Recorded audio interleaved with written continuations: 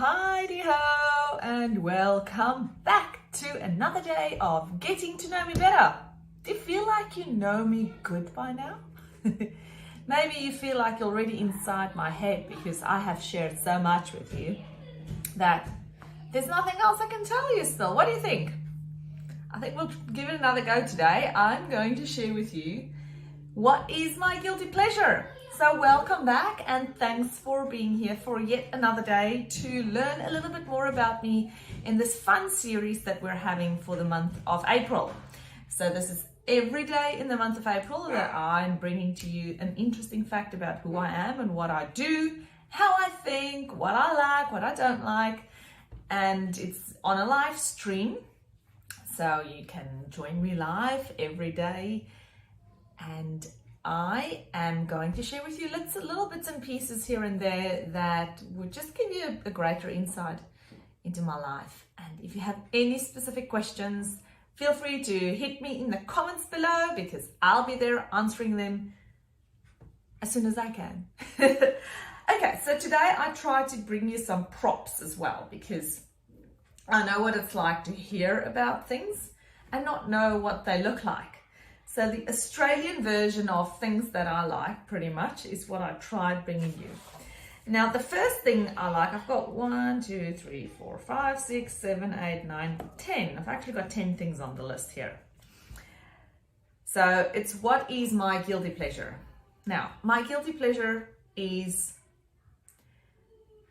it's not just one thing. I have a number of things that I can enjoy, obviously, as most people would have. But it changes from time to time. And at this point in time, the thing that I like, and this list is in no specific order, you know, that's the typical line that you always get. In no specific order, number 1 is, I love marshmallows over the fire. And as you can hear, my dog seems to be liking that too. Marshmallows over the fire, oh, love it, love it.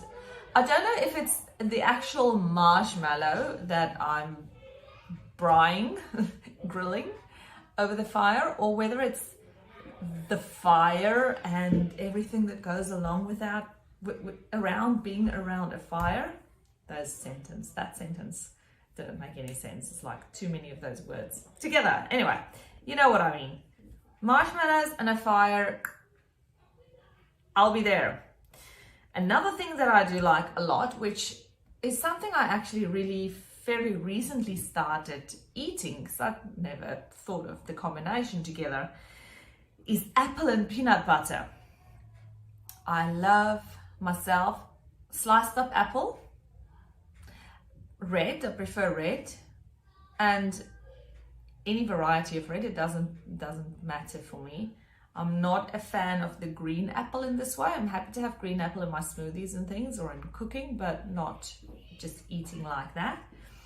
An apple that we don't get here is, or well, definitely not in WA. I'm not sure about on the east coast of Australia, are those yellow apples that we used to get in South Africa. I love the yellow variety, and I've just never been able to get the yellow ones here again. So I don't know if you're a yellow apple distributor or you'd like to try a new variety of apples in Australia to grow. They're yummy. They are probably the sweetest of the apples for me, and they're just divine. So anyway, so here I eat the red apples, and I eat it with peanut butter. Now I'm just looking for my prop. Here it is. Peanut butter. Okay. Any peanut butter will do, pretty much. I'm not specific on which one it has to be, except I do prefer the crunchy versus the smooth kinds of peanut butter that you get. And then I also definitely do not want any peanut butter that's got added sugar or anything along those lines. So this peanut butter that we get here in Australia, it's just the normal grocery shop, is no added salt, no added sugar, which is amazing. And it says the only ingredients that's in here are organic peanuts, 100%. So, yum, yum. Slice up the apple, grab a spoon, open up, as you can see, it's already been probably eaten all the way to down here. Spoon in, slice of apple on. The combination is really yummy. Okay, and it's actually a really healthy snack as well, because peanut butters are, or peanuts are, extremely good for you. They've got lots of nutrients in that is really important for your daily requirements of nutrients. And then obviously apple being a very good snack to have. My third thing on my list is bubble tea. Now, I don't know if this is something that you get in South Africa yet, because it certainly wasn't there when I was there back in the day. And I haven't seen it either at any of my visits in South Africa. But bubble tea is absolutely yummy. And it looks something like this. You get different flavors and colors, and you get a milky variety or a non-milky. You can choose whichever.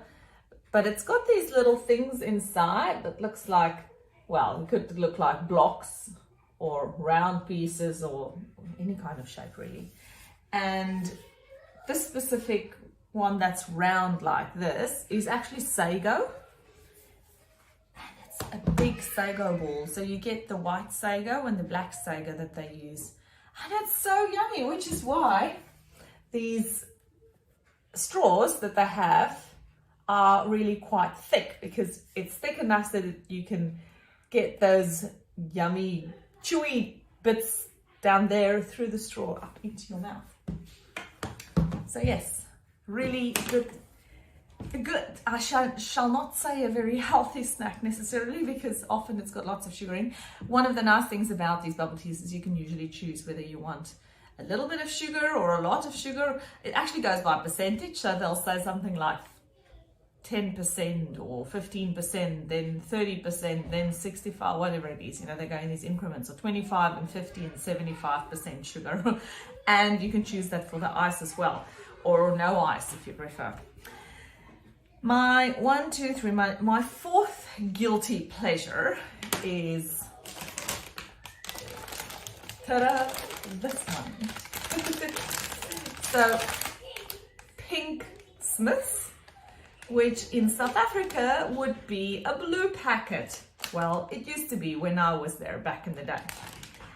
And it's the salt and vinegar. Smiths here is similar to Willard's or Simba chips in South Africa. Except, in my view, this is so much nicer. It doesn't have an oiliness to it much. Oh look, there's a cute koala over there. Oh, how sweet. I haven't seen that yet. Celebrating 90 years. And there's the Sydney Harbour Bridge. Oh, I didn't even realise this when I bought the pack. And one of our nice birds that we get here. And there's the kangaroo on the side. And of course a rugby or AFL, whichever one that would be. A prawn, a barbecue, an esky, a cricket bat, a ball, and surfing. And a surfing flag. That's awesome. Oh well, that was a good packet of chips to use as my prop for you guys. Love these. I would easily finish a whole packet of this, but I try not to do it all in one go. So I'll have a little bit and then I will put it away. I'll probably have about a third of a pack at any one time. Then I'll put it away until next time.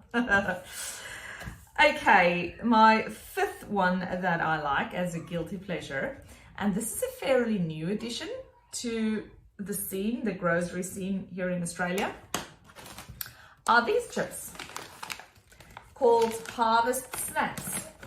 And they're actually baked pea crisps. Yes, I have already opened this pack because no, I could not wait until I finished the video before I tried some. I love them. And you get them in all different flavors. So this is the salt and vinegar. You see the theme? I love salt and vinegar. This is salt and vinegar. And then you get them in different ones. You get a honey soy and you get a honey mustard, I think, as well. Well, honey soy, is that the same one? Okay, so honey soy, then there's a jalapeno one, I think. Cheddar and jalapeno, or parmesan and jalapeno. Anyway, one of those ones. And one or two other ones as well. one of them also being no flavor, just the basic pea crisp that you get. And they are so yummy. They look like that. That's what they look like. It's quite an interesting looking chip. And they are so fresh and listen to this. I'm sure you'd love to try it now, wouldn't you? Okay. So with those chips, they're almost like flings in South Africa. They've got that similar kind of texture where you bite through it and it's like a lot of air, it feels like. So you can eat a packet and not be full at all because it almost dissolves into nothing. So I tell myself, but you know, the calories don't dissolve, unfortunately, into nothing. Then one of my other guilty pleasures, if I really want to spoil or treat myself, are with Domino's pizzas. They've got a lovely range of pizzas and I do enjoy myself a good Domino's pizza. That's it. It's not something I can have every day.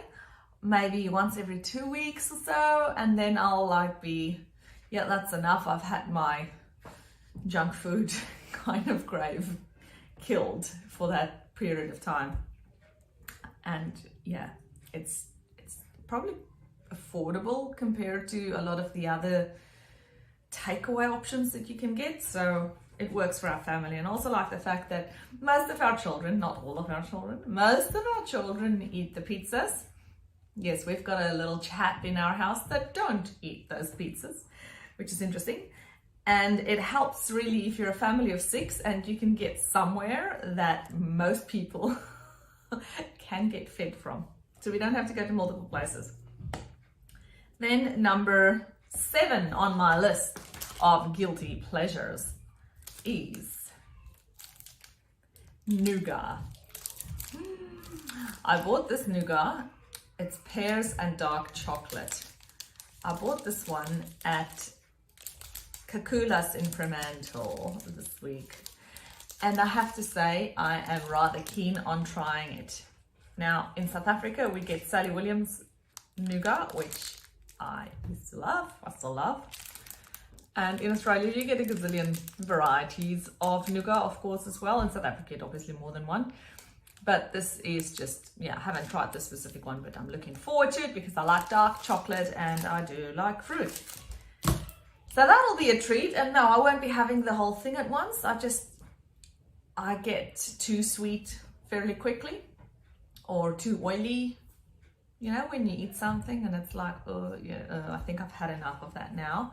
I get that feeling, luckily not too long into having something. So then I can sort of go, okay, I think it's a good time to stop now and save some for next time because, you know, there's always going to be a next time. And then when you're going to really feel like wanting it, it might be finished if you didn't save some from the last time. So then I love myself some coffee and biscuit.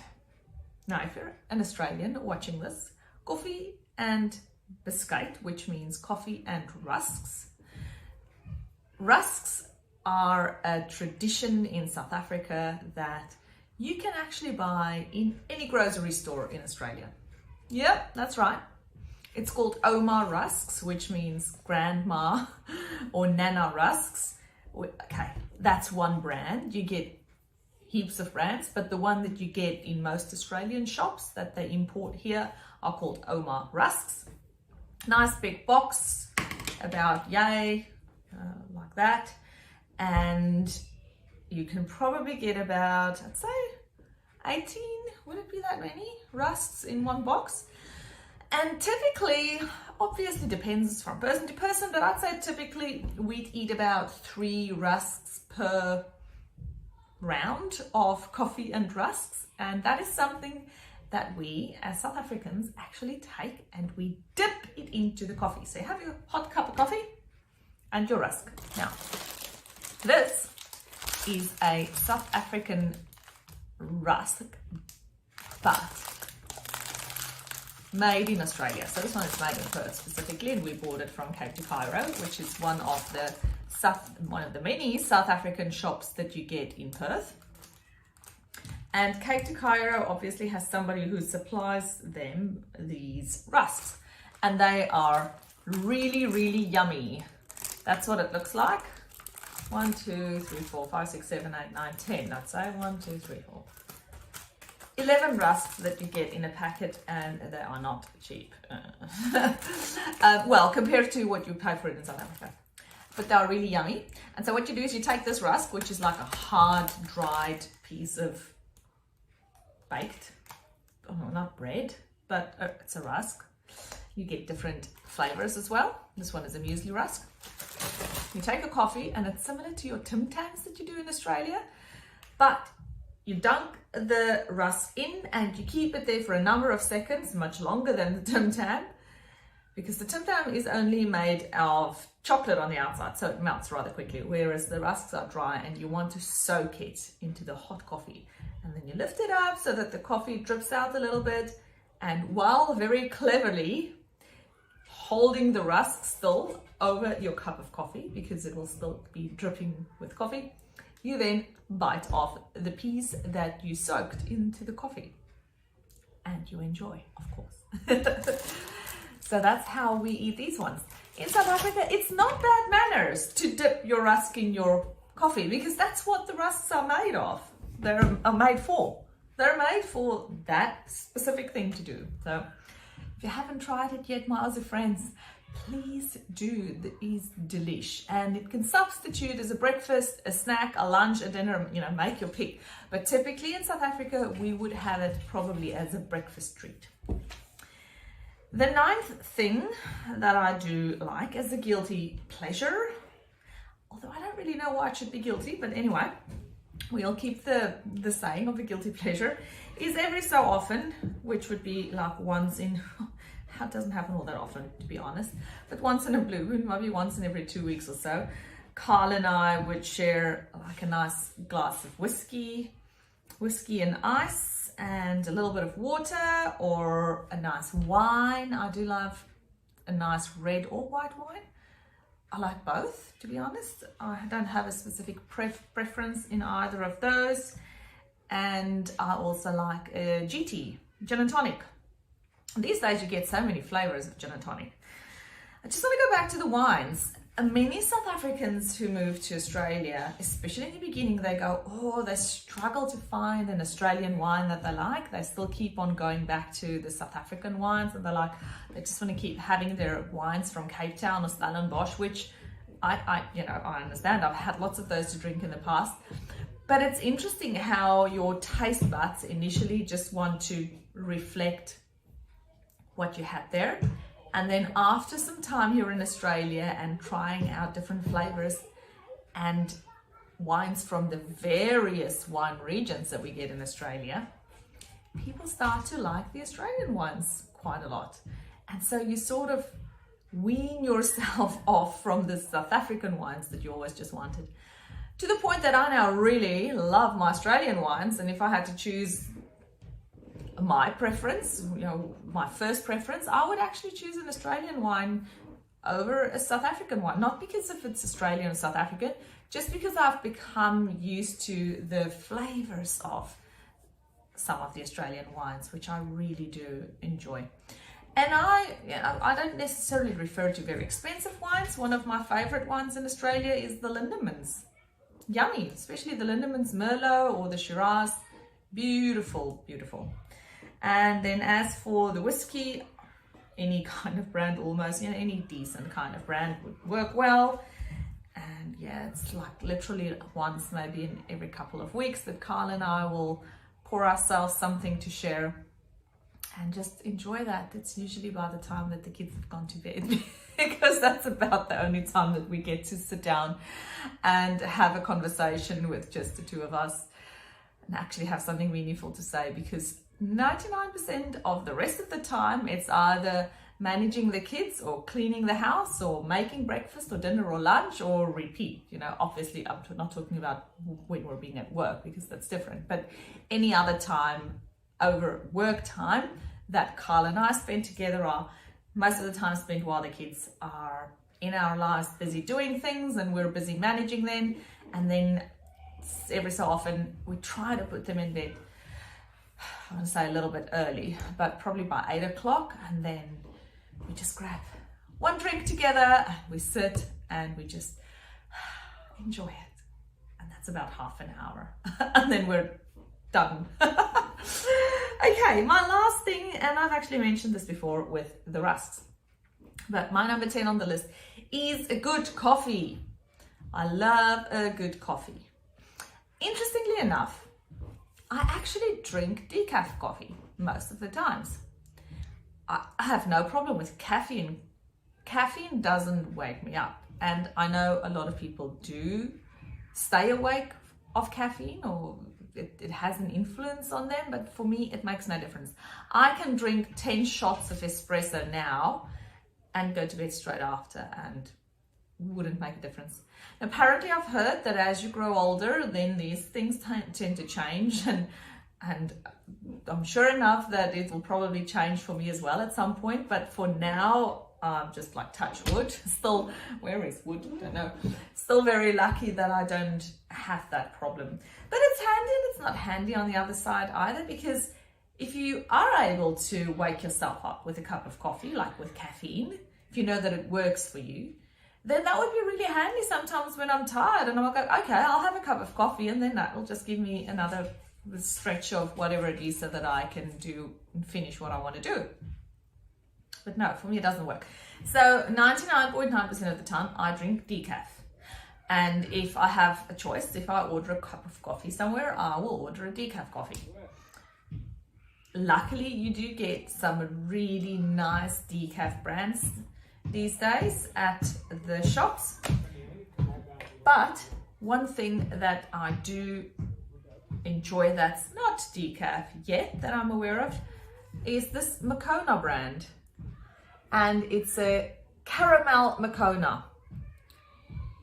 Obviously not decaf, but really a nice one for instant coffee at home. We have an espresso machine, so we use that often, but this one is just, you know, for those times that you don't want to make yourself a proper cup of coffee, shall we call it, and you just want to have a quick cuppa. We tend to have these instant coffees when we want to have our rusks, because having a foamy kind of coffee and rusks together, they don't really work well for us. That's it, guys and girls. A little bit of an insight into my guilty pleasures. Which one of those do you like most? Any of those that I mentioned, one of yours as well? Let me know in your comments below. That would be interesting to read what you think and what you like. As you can see, I think I wanted to say I'm a bit more of a salty person, but no, there was quite a good number of sweet things in that list as well. So I guess I'm a balanced person with my guilty pleasures. The thing with guilty pleasures is it needs to be in moderation. And also, I'm talking to myself here, I need to make sure that I work it off. It's probably better to work it off, like deserve it before I eat it. So work it off first, then a good round of exercise that morning, and then, you know, later that night, if you feel like you want to spoil yourself with something, then go for it. Then it's a not so guilty pleasure, and you deserved it because you've worked hard for it. Thanks for coming in today. Oh, I did want to say, I noticed something interesting a bit earlier when I had to look to see what are the historical events of today.